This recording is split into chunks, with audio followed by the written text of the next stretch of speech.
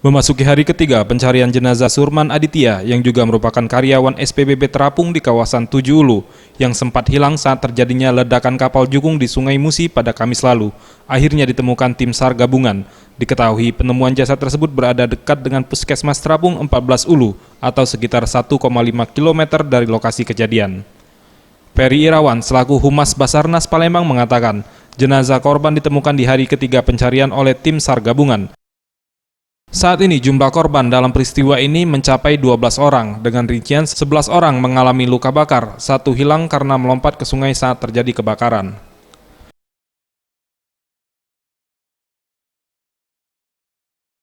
Ditemukan jam 14.40 atas nama Julman, umur 30 tahun, di Puskesmas Terapung 14 Ulu, Palembang. Posisi tubuhnya pada Tengkulungkup. Ya. Ini pencarian yang berapa? Ini pencarian hari ketiga.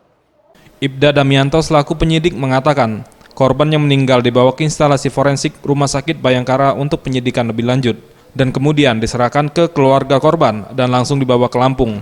Saat ini pihaknya telah melakukan pemeriksaan terhadap pemilik SPBB serta melakukan olah TKP. Keluarga akan dibawa ke kediamannya di Lampung.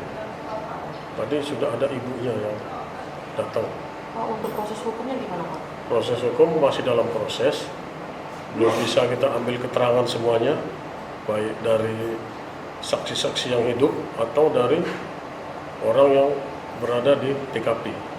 Ini baru kita pemeriksaan terhadap pemilik SPBB. Sudah olah TKP, Pak? Olah TKP kemarin dari lapor sudah. Tim Liputan Sriwijaya TV.